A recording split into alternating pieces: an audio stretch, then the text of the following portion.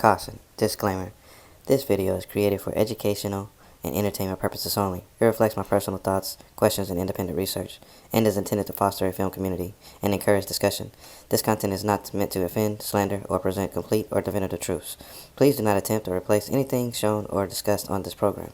Film Tricks and Politics podcast and its affiliates are not responsible for any mishaps, misunderstandings, or misinterpretations. All opinions expressed by a guest are their own and do not reflect the views of Blackjack TV, its content, or the Film Tricks and Politics podcast. Enjoy the show, engage respectfully, and be entertained.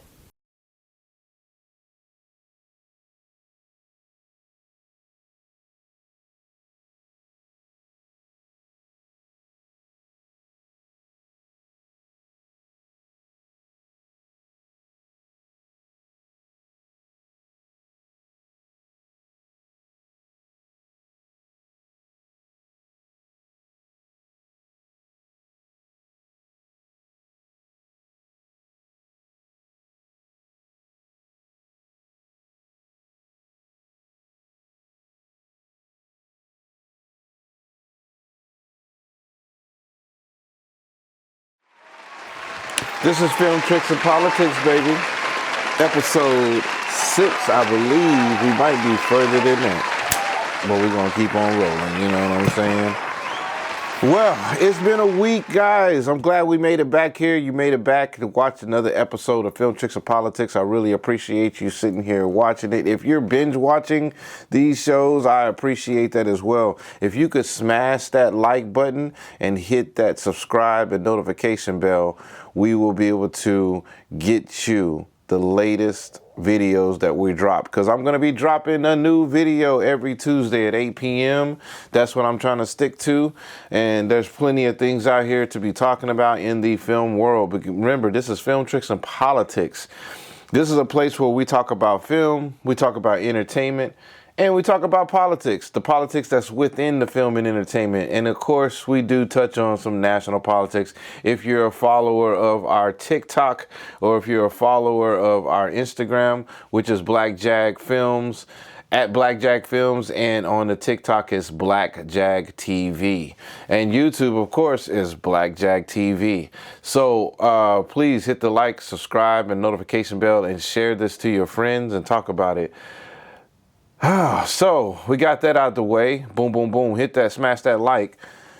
It's been a week, guys. It's been a week, right? Spring break is in full effect. I think we already got 2 weeks of spring break in at this point, and we have seen record number attendances at our clubs, at our events, at our bars. If you don't know, if you know now, I am in Houston, Texas. So I am in Texas. I am in Houston, Texas, wherever you may be broadcasting, watching this show.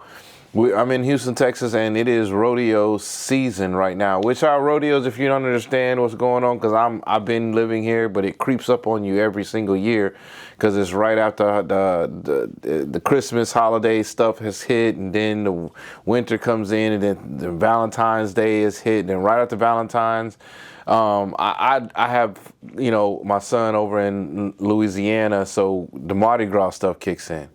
So that kind of overrides thing. And then, you got spring break with the kiddos, if you're a parent, type of thing like that. Or if you're a college student, spring break. So it always kind of creeps up at this time if you're not a traditional person that has dealt with the rodeo that's here. But the rodeo is like, they actually have a literal rodeo, where it's, bull riding and horseback riding, all that kind of stuff is going on. And then they have concerts that are within the rodeo as well. So each night has a designated night. They have a Black Heritage Night, which is usually like a lot of black artists, a lot of urban type of music that will get concerts during then. And then you have, other country and western nights. You have a Latino Tejano night, so they'll play their respective things, and it will have their crowd, which I believe has been kind of the crowd controller through the years, is that they have these certain nights, so that way each demographic of people, because Houston is a multi-racial, diverse place, everybody gets a chance to experience that, So for some reason, This year, the rodeo people decided to get social media influencers. And respectively, because that's what we've been saying, hey, companies, you need to take social media influencing and social media more serious, so that way you can present your product and get more visibility out there, because everybody is on social media now, online, these internet streets. So, but because some of their influence had reaches up to 20 million people. So they had 20 million followers, a lot of these like social media influencers and followers that they had, which reached out to those 20 million. And some of those 20 million, they reached out to the, what would they been calling them? The EBT spring breakers that go around. I believe Miami a couple of years back had some situations. I think we had some stuff over in Daytona Beach this weekend.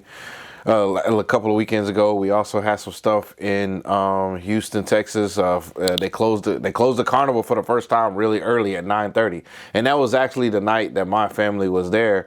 We went and we saw it. It was a great time. Didn't too bad to get in. It was crowded. Yes, the lines were long for the food, but once you got the food, it was good. Everything was great. I actually won a gift, for my daughter. So it was a good little moment, dad-daughter moment type of thing, family moment. And yeah, we can put the applause right there. You know what I'm saying? Dad, yeah, I like being a dad. Love it, love it, love it, love it. But we could feel the energy, at least me. I know I could feel the energy in the air of teenagers, the anxiety, them running around, somebody saying, oh yeah, we're gonna get them, blah, blah, blah, blah. Sure enough, as soon as we left about 9:30, we're rolling out and we get to the highway, and you can see the back gate, and the back lock gate has like this digital sign. And the digital sign usually shows like parking, or it's open, or what's going on at the actual park event. The sign said, event closed. And we were like, whoa, it's 9:30. What do you mean event closed? Because people were coming in as we were leaving. I'm talking like long lines coming in. So I'm sure those people were kicked to the curb and said, it's closed down, because once we left and we got home, the video started coming out. Let's go to the video. Cue that up.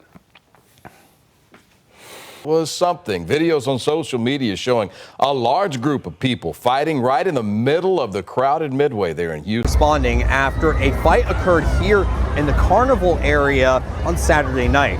The Houston Livestock Show and Rodeo sent KHOU11 a statement which says that fights broke out in the carnival area, causing crowds to run and create confusion. Action is happening. Hi, Coco. Hey there, and so just minutes ago, 50 Cent went off the stage. Did we have a good time? OMG, he performed so many hits, and stay with me for about a minute. I'm going to tell you who he brought on stage. Y'all look so good, Black Heritage Day. Where are you guys coming from? Miami. I am absolutely going to show. It's 50. Represent. There a certain song you just can't wait to hear? I hope he plays I don't know what you heard about me. I was like 7 years old. Listen. Yeah, so as you can see there, that says it all, is that this was an embarrassing moment smudge on this event. But being that these weren't our people, Houstonians, we know that this wasn't us. We don't act like this. We got some manners. We know how to act. We know how to navigate in our city. We know what to do and what not to do. Now, we act ignorant too, but we actually understand what's going on. And the thing is that this is home training. Yes, teens are going to let their hair down. There's going to be some friction going on. But I think the funny part about this whole thing is the high expectations that the teenager spring breakers, the EBTers, or whatever you want to call them, the expectations that they had, I believe that they were kind of let down. And I think that's the funny part in it. And I don't think the part about them not coming back, or them coming here, or those kind of things is the deal. I think or even just being, that it's a lot of the urban type of kids and black kids, us, doing our thing, being rowdy.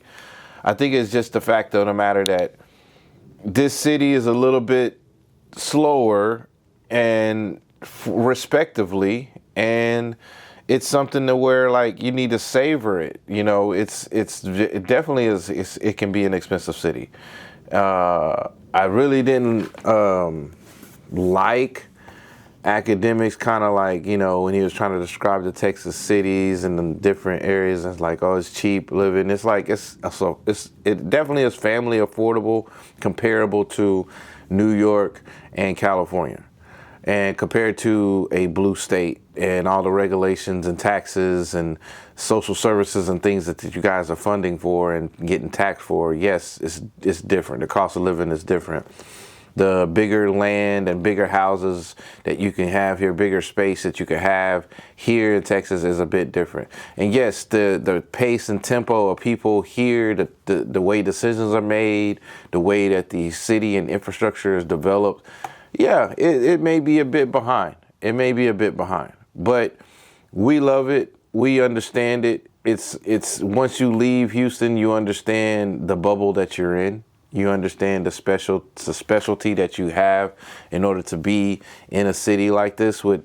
I mean, one day I could be eating some Pakistani food, and then the same day around the corner I can go eat some Ethiopian, and then later on that evening pick up some Jamaican food, and then also pick up In-N-Out and Whataburger in the same city, all in the same. And if I want to talk about entertainment, I can go see some Afro beats, to some punk rock, to some heavy metal, to some old school hip hop, to some OG syrup drinking hip hop, all in the same day, maybe even in the same venue. That's what makes Houston so unique. Unique. You know, it's just so many different cultures mixing together, but on the top layer of it, there's this Houstonian culture. You know what I'm saying? You know what I'm talking about? H-Town, 10 Toes Down. All of that stuff is more so part of the lexicon and the wovenness of how close-knit we are as a people here in this city when it comes down to the nitty-gritty. You guys saw it during the Houston Hurricane Harvey situation, how we all pulled together and came together like that. But just knowing that we have all these different diverse things, I can see the attraction to coming here. But like the people were saying, and I'm not going to beat a dead horse because we got plenty of videos about it, but you have to, you know, pace yourself. You gotta pace yourself in this city. You know, you gotta pace yourself. You know, maybe come down here for a weekend, and maybe your weekend starts Saturday morning. Like you get a flight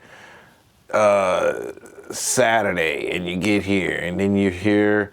Go do the brunch on Sunday, and then Monday kind of, you know, mosey on out of here or whatever, this and that.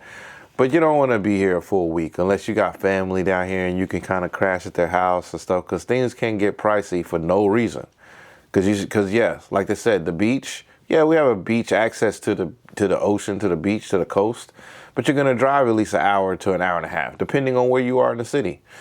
And then depending on if there's any kind of traffic going on. So I'm not here to be a tourist guide, but I just was trying to give an update about what expectations, what was going on in the city.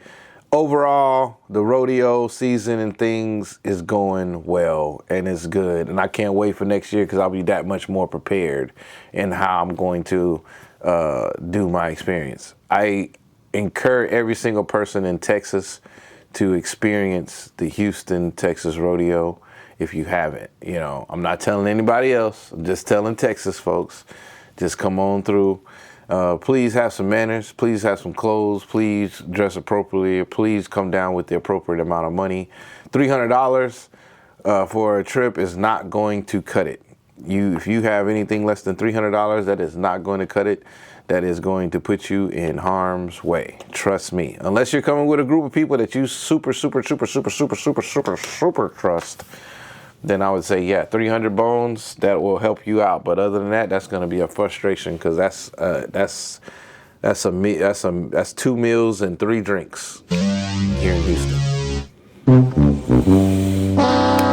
If you're trying to live like the social media pictures, that's probably 2 meals and 3 drinks. Okay, and that's being honest. If you got to pay for your hotel, that's your hotel fee, period. You're done. There's nothing else going on. Pack some sandwiches. Which I think is important for all the creative fields, but I feel like it's most important in editing is mental health. And maybe it's because of all of them, you spend the most time like sitting in a dark room and like focused on a screen.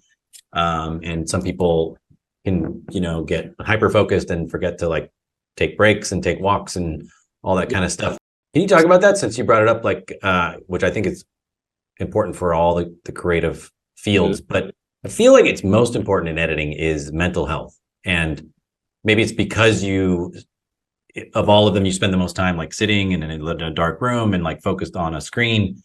And some people can, get hyper focused and forget to like take breaks and take walks and all that kind of stuff. Can you talk about that, since you brought it up? All right. So tell me, I just wanted to come on because I definitely want to be honest about, like, man, it's been a struggle. It's been a struggle because, remember, what I'm doing with Film Tricks and Politics, this is actual living journey. I'm actually like, this is my first time doing these kind of things. This is me week after week making sure that I have something presentable, me being consistent week after week. And that consistency, no matter how good you are being and how loyal you are being to your consistency of your scheduling, your mental health can kick in, man. I mean, it just does. And we have to, like, listen to that. And I've been doing my damnedest for the greater part of 6 years to maintain my mental health when it comes to social media, when it comes to work in the film industry, when it comes to, close friends and relationships. My mental health is so important to me to where I will shut down everything. I will completely go dark and black. Like, everything is shut down. I'm not gonna speak for a little while. I'm not gonna get on social media. I'm not going to try to come up with new ideas. I'm not going to toil in ideas that I have. I'm just gonna total shut down, total step away. And I have different levels and versions of it. The lightest version is me getting away from the devices, getting away from the phone, the desktop, the laptop. I know you guys can't see it right now, but the desktop and laptop, getting away from all of those things. And maybe going outside and watching my kids play. Maybe interacting with them and hanging out, but literally leaving my phone upstairs on the charger so that way that I don't have any access to it, to have that active, addictive scroll thing. And I believe those little ways have helped me break certain habits and also have a refreshing mind when I come back and look at social media, especially my own, because I use mine for business. And I'll say, on a percentage level, I'd say I'm using social media, because I really don't like to use the word social media with it. I'm using my medias, so you'll start hearing me saying medias. So I'll use my medias as business vehicles. Some are billboards, some are movie premiere screening spots, in my medias, but I use them. So I just say my business side, I'll say that. And then I also have a personable side. And so business wise, I'll say I'm probably like 75, maybe even upwards to 80, 89% business with the social media. The rest is probably 13 to 20 to 13%. Now I'll say 5 to 13% therapeutic, personable. I get a lot of stuff off my chest with certain platforms. I get a lot of ideas that I have and questions that I may have and anxieties that I have off by asking the questions or sharing the idea or engaging in comments, even in comments of questions and responses and rebuttals that are way over my head. And I have no idea, but I have my central stance of what I believe in as far as whatever the conversation is. And I stick to my guns until the person I'm communicating with spurs me to ask a question that's something that's interesting, like, oh, that's interesting what they said and how they said it and when they decided to say it, 5 comments later. Let me engage in that portion of our commentary. And then I end up learning a new little situation or a new angle for the next conversation for the next person on my medias. But in the same sense, it's cathartic for me, where it's like I'm learning something and it's therapeutic and I'm letting go. And then that actually grew to me manifesting and me being asked to be on a podcast at my mama's house with Rockstar, and doing that for a year kind of opened me to understand the confidence and the consistency levels and the things behind the scenes. Just countless conversations from Rock, countless conversations from other partners, my partner Toom, about it. That I really understand the mental health of it. So I explain all that to say, like, it's been a struggle for the past couple of weeks with the thought process. My discipline of, I'm gonna be consistent, I'm gonna put up a video when I said I'm gonna do it and do this. But the other part is, like, you still have thoughts. Even if you don't act on the thought, you still have the thoughts. And the thoughts is like, what are you doing? Why are you doing this? How long, how many conversations are you gonna have? Are you gonna run out? And it's these stupid, like, resistant type of questions. I can't remember what the book, I think it's called, not the Celestine Prophecies, but it was around this realm. A couple of my friends and my wife, she was my girlfriend at the time, but they were reading these books, and it was something about resistance. But it was teaching about resistance is like that, those questions that you get in your mind of, like, you start to doubt yourself. You start to really deep dive, think about what you're doing. That stuff they call overthinking. Yeah, I can be into that. Overthoughts, trying to be not necessarily perfectionist, but definitely wanting it to look and feel like what you see and what motivates you as a podcast, and things that you witness and you're like, oh, I want mine to look like that. Oh yeah, I like these type of things, so that's one of the main things I think I've been focusing on. And again, this is part of filming as well. And like I said, this is another one. Me course correcting as I'm going right there, me saying, like, this is part of filmmaking. What I was about to say is that rest and relaxation, like totally getting away from the project, is part of filmmaking. Within the project, like, if you need to lay down and take a little power nap, or just close your eyes and maybe not go to sleep, but close your eyes, this is part of the reset of your idea. Your idea that you have, if it's a good vision and you're well thought through enough and you're passionate about it and it's linked to you, it shouldn't go away by you just taking a 20-minute situation nap or 20-minute little rest break, some meditation music, calming. You need that reset, because you can get burnt out very quickly. You can get burnt out, and these are some of the little tools and techniques that you use so you can remain being a professional filmmaker. You can being a professional actor or director. These are the kind of things, because they're going to help you not quit. It's going to help you not quit.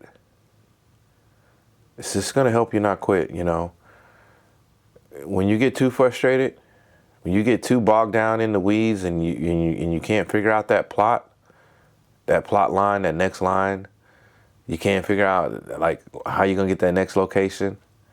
You don't understand why everybody's not showing up with the energy and every little thing is just getting onto your nerves, that's a telltale red flag sign that you are suffering from some sort of mental health. Relaxation tips to help you look after your well-being when you're stressed and busy or worried.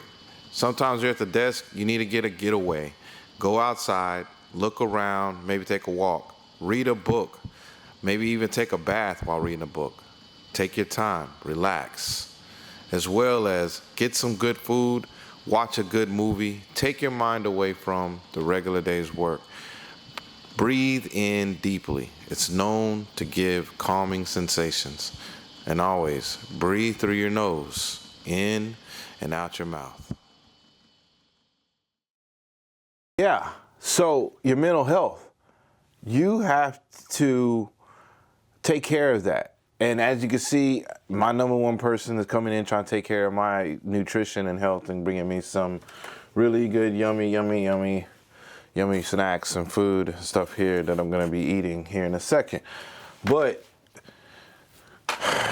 main thing is I'm being open that with you so I can, if you can't make the mistake or you think it's making a mistake by slowing down, let me do it for you.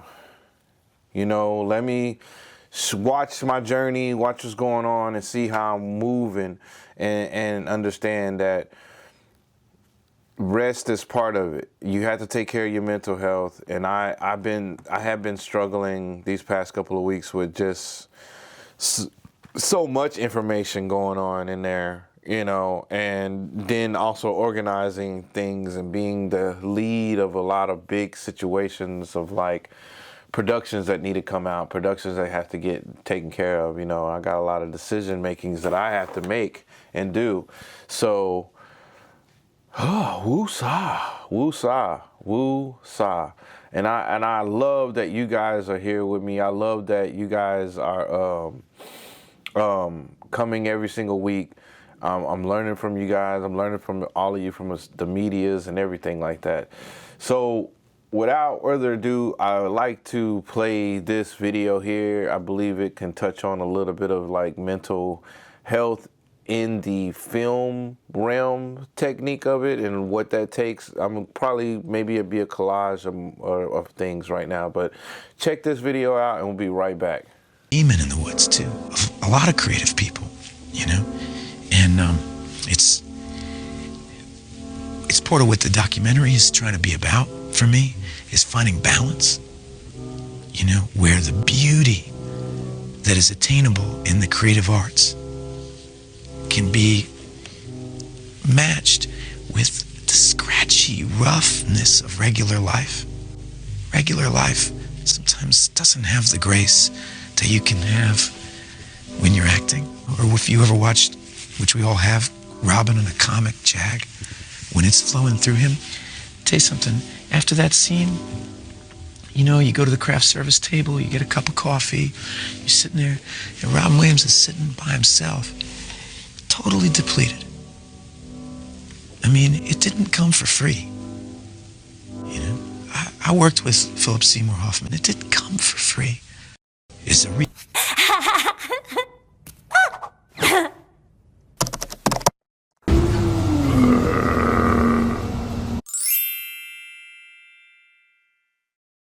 Ultimately, I have to be aware of myself and I have to be kind to myself in the process of being kind to other people, because we sometimes put everyone else first and forget about us and being poured into. So, you know, I can't pour out into people unless I'm pouring from a full cup or a cup that is constantly being replenished, and that comes from lots of different things. But I definitely have to prioritize my mental health and my well-being because I give a lot to the world.